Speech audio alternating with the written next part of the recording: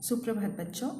आज हम कक्षा 7वीं का पाठ संख्या 9 सुमन एक उपवन के अभ्यासमाला यानी कि प्रश्नोत्तर को देखेंगे। पहले मैंने जब इस पाठ को समझाया था तब मैंने इसके भाषा अध्ययन को भी समझा दिया था, लेकिन अभी मुझे किसी ने कमेंट सेक्शन में बोला है कि इस पाठ के प्रश्नोत्तर को मैं आप लोगों को दूं, इसीलिए मैं इस पाठ के प्रश्नोत्तर को लेकर आई हूं। आइए देखते हैं प्रश्नोत्तर में क्या है। अभ्यासमाला पाठ से संक्षेप में उत्तर दो। कविता में सुमन और उपवन किन्हें कहा गया है? कविता में सुमन हम सबको यानी मनुष्य को कहा गया है और उपवन संसार को कहा गया है। फूलों की कलियां किससे खिलती हैं? फूलों की कलियां सूरज की किरणों से खिलती हैं। भ्रमरों के गुंजन कैसे लगते हैं? भ्रमरों के गुंजन मीठे लगते हैं। कवि के अनुसार हमारा माली कौन है?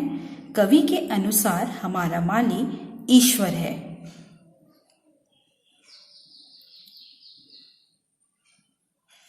चांदनी किसको नहलाती है? चांदनी हम सबको नहलाती है। आगे देखते हैं। 2 उत्तर लिखो। कवि ने उपवन के फूलों को किन कारणों से समान कहा है? कवि ने उपवन के फूलों को समान कहा है क्योंकि हम सब मनुष्य एक ही धरती पर रहते हैं और हम सभी को एक ही समान धूप प्राप्त होता है और हम सब एक ही पानी से सींचे गए हैं। कई रंगों के फूल उपवन की शोभा बढ़ाते हैं, उसी प्रकार भिन्न जाति उपजातियों के लोग देश की शोभा कैसे बढ़ाते हैं? तो इसका उत्तर हम लिख सकते हैं, जिस प्रकार भिन्न जाति उपजातियों के लोग देश की शोभा बढ़ाते हैं, ठीक उसी प्रकार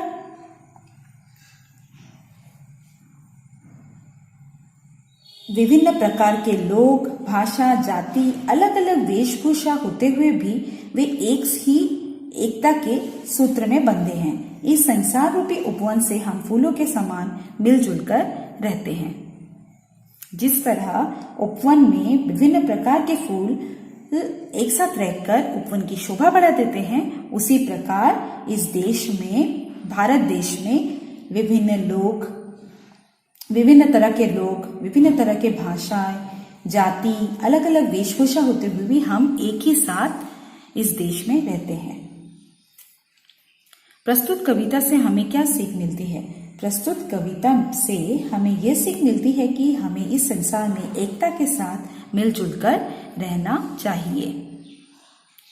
आइए तीसरे नंबर प्रश्न में। संसार एक उपवन है और हम उसके फूल हैं। इस संदर्भ में अपनी राय प्रस्तुत करो।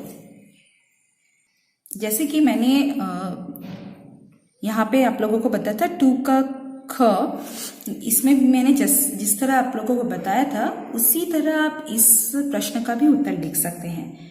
तो इस कविता में संसार एक उपवन है बताया गया है। जिस प्रकार उपवन की शोभा, बगीचे की शोभा फूलों से होती है, उसी प्रकार इस संसार में ये संसार रूपी उपवन को शोभा हमसे ही होती है। विविध जाति की, भाषा, धर्म के लोग इस उपवन में एक साथ मिलकर रहते हुए उपवन की शोभा बढ़ा देते हैं। आइए पाठ के आसपास। प्रस्तुत कविता अनेकता में एकता के भाव का चित्रण करती है। ऐसे ही भाव वाली कोई अन्य कविता कक्षा में सुनाओ। हाँ, ऐसी एक कविता मुझे याद आ रही है, आप लोग ने शायद से कक्षा 6 में पढ़ा था, हिंद देश के निवासी। ये बहुत ही मशहूर गाना भी है। इसमें अनेकता में एकता भाव को दर्शाया गया है।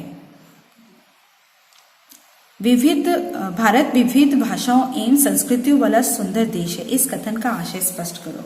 हाँ, भारत में अनेक भाषाओं को बोलने वाले लोग निवास करते हैं। भारत धार्मिक विविधता वाला देश है। भारत में विभिन्न प्रकार के जाति, वेशभूषा, विभिन्न तरह के लोग, विभिन्न भाषा बोलने वाले लोग एक ही साथ रहते हैं। तो इसीलिए भारत एक विभिन्न भाषाओं और संस्कृतियों वाला देश है। तीसरा, सोचो समझो और रेखा खींचकर मिलाओ। तो यहाँ पे जैसे पहला दिया हुआ है मिट्टी जन। इस कविता में जो जो शब्द प्रयोग किए गए हैं उन्हीं के अनुसार ये दिया गया है। तो आप एक बार कविता को पढ़ लेने के बाद आप ये खुद ही कर सकते हैं।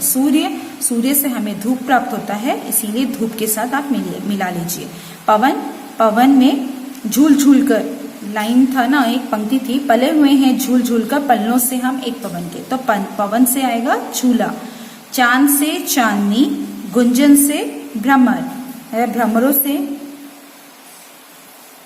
भ्रमरों के मीठे गुंजन के, तो इसीलिए गुंजन से भ्रमर, और उपवन शोभा।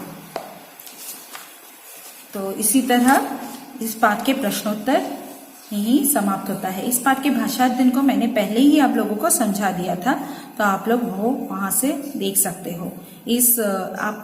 आपको इस डिस्क्रिप्शन में लिंक मिल जाएगा। इस पाठ को मैंने समझाया था, कविता को जब समझाया था उसका भी लिंक मिल जाएगा, और मैंने जो भाषा अध्ययन समझाया था उसका भी आप लोगों को लिंक मिल जाएगा। तो आपको अगर ज़रूरत है तो लिंक में जाकर क्लिक कर लीजिएगा और आप लोगों को जो चाहिए वो मिल जाएगा। तो आज के लिए बस इतना ही। उम्मीद है आपको मैं ये इस पाठ के प्रश्नोत्तर अच्छे से समझा पाई हूँ। अगर ये आप लोगों के लिए लाभदायक है तो कमेंट सेक्शन में कमेंट करके बताइएगा कि ये आप लोगों के लिए लाभदायक हुआ कि नहीं।